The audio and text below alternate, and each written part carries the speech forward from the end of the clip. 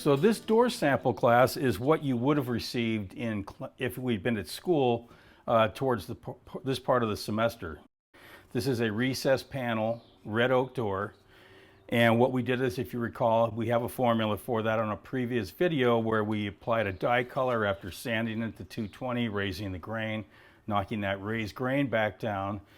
Then I applied 3 coats of polyurethane varnish. And what you have to do between coats of oil-based varnishes, it's very critical that you sand. What's critical about varnishes versus lacquers or shellac products is, if you recall, those products melt into the previous coat. So if this were lacquer and I sprayed a new coat of lacquer on, it would not require me to sand the surface first in order for the next coat to adhere, because it melts in. With varnishes, and especially a urethane varnish like this, they do not do that. One coat sits on top of the other, on top of the other, on top of the other. So it's very critical that you lightly abrade and break the surface tension of that previous coat so you get proper adhesion. So we have 3 coats on here now, and what I did purposely is I let this part of the door sit in the sun yesterday. And that way what happened is the finish started to skin over too quickly. And when that happens, you trap that solvent that's trying to evaporate through the wet film, and it dries at the surface, and what we have here are a lot of little pimples. Now you might say, well, can't I just take some sandpaper, smooth that out with sandpaper? And the answer is yes, you could do that, but you're probably going to take the finish in and around those little pimples. All we're trying to do is eliminate those little peaks, if you will, and flatten those down without taking all the finish off. And I'm going to show you next how to do that. We're going to take just a simple single edge razor blade and take it at a slight angle to the surface. And as I'm doing this, I can actually hear it and feel it. You want to let the finish dry for at least a day. A couple of days is preferable, but as hot as it's been, this is pretty dry.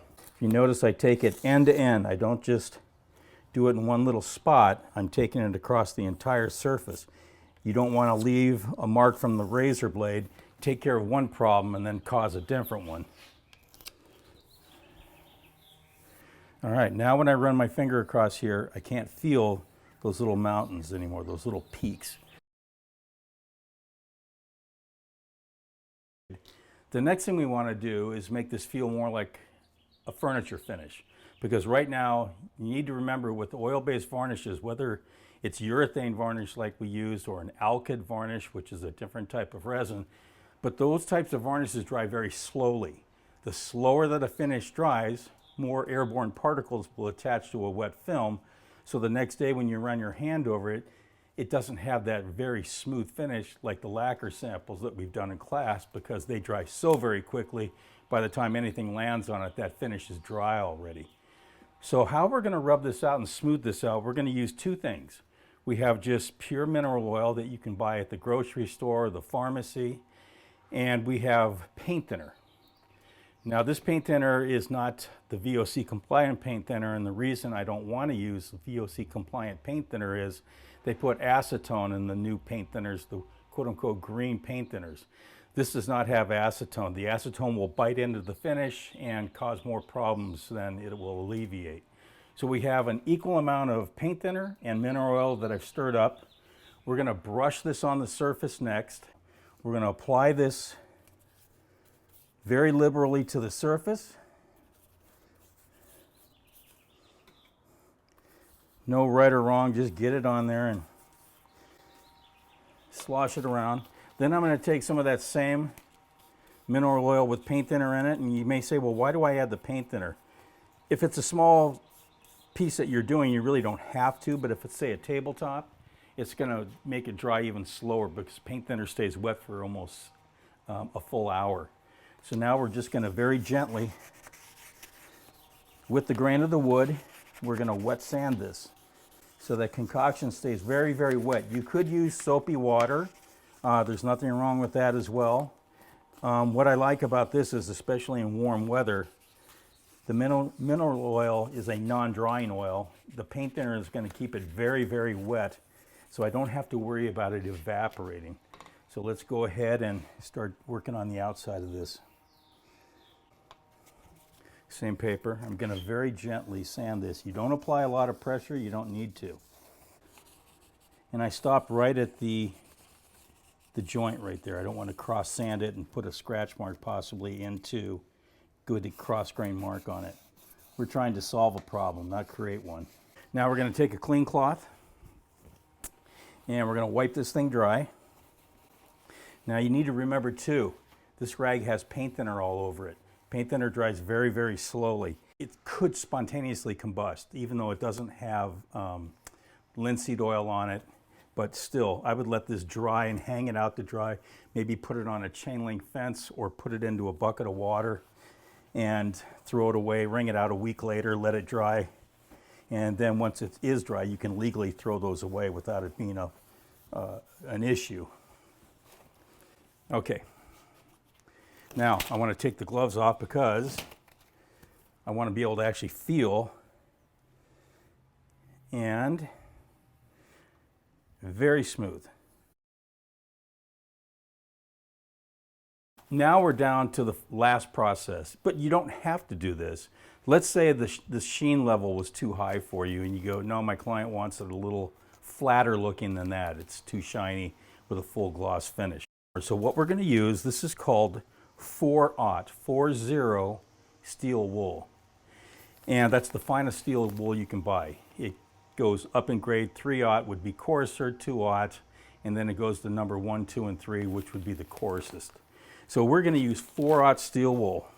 So we're going to take that and we're going to very gently steel wool the surface, and we're going to knock down the sheen even a little bit more by doing this with the steel wool. And if you notice, I stop right at the joints. I don't want to cross over and create a cross grain mark onto the other side. Hitting the ends, and this detail, doing the flat surface. Not applying a lot of pressure to this either. You really don't need to. If you apply more pressure, you're going to actually start taking more finish off. And all I'm trying to do is just minimize the sheen to it. So now we're going to start doing the panel, the recessed panel, and then this detail right here. And what's great about the steel wool, against your finger, will conform to this detail. So we will just very gently go around that and smooth that out and knock that sheen down as well. And we're done. What we're going to do next is apply some paste wax to the surface. And what this ready-made paste wax is, this particular one is by the Minwax company, M-I-N-W-A-X. It is a pre-made dark, they call it special dark wax. And you may say, well, this isn't all that dark. Why do I want to use a brown paste wax on this particular finish? If you use clear paste wax, or they may call it natural paste wax, it's not going to dry clear into the open grain that you have on all this oak. It's going to have kind of a milky appearance, and you don't want that because it's very visible and it's not a desirable look. The part that's sort of closed grain won't accept the wax anyways, so that darker wax is going to go into this darker open grain surface here. So we're going to apply that now. We're going to take a nice clean cloth, lint-free. Just take a little bit of this wax. You don't need a lot of it. And one thing I see people do wrong when they do wax is they use too much of it.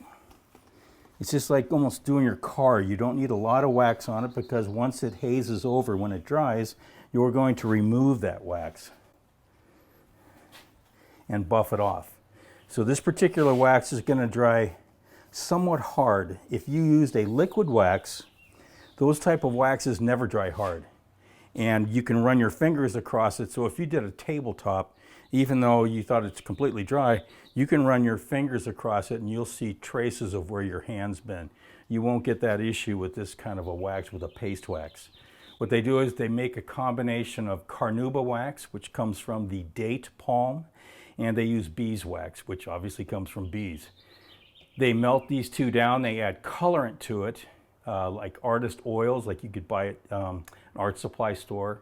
They let it solidify, put it in a can, and charge you a lot of money. So long story short, you can make up your own waxes yourself. You can buy beeswax in little crystals, and you can buy, or little pellets rather. You can also buy carnauba wax. Mix the two together into a double boiler, electric, melt it down because there is paint thinner in here, and add your colorant, whatever color you want it to be. Stir it up. The minute the colorant is in and it's mixed in, put the wax back into the container, let it solidify, and you're ready to use it. So here we go. Gone around the outside, now we're going to do the inside panel. And let this dry, and then next we're going to buff it off. And now we're actually going to take this soft, clean cloth and go around it and just take off that excess wax. That's why I think it's important not to put too much wax on the surface, because you're going to be taking it off, and why create more work for yourself? And we are finished. So now it's also kicked up that sheen a little bit more again. So you could go through it at this point and go, well, you know what, I want a little less sheen. You can take that steel wool and dull it back down even farther than I did the first time. But now we have a finished door, a rubbed out finish, and much smoother than it was with just the clear polyurethane on it. Because like I say, the slower that a finish dries, the more airborne particles attach to it, and the rougher it's going to feel. This very simple method of using 1 part mineral oil and 1 part paint thinner, brush it over the surface, take this very, very fine, in this case 1500 grit wet and dry sandpaper, and that's what they call it, wet and dry. They put a different backing on it to where it doesn't just fall apart with that liquid on it. So it's made for this purpose, either in water or in this case with paint thinner and mineral oil. And that acts as a buffer between the sandpaper and the varnish itself. So we're not putting more scratches into the surface, but yet we're smoothing out that finish and making this furniture quality at this point. And that's what I try to strive to do every job I do, and that's part of what sells our product. There you have it.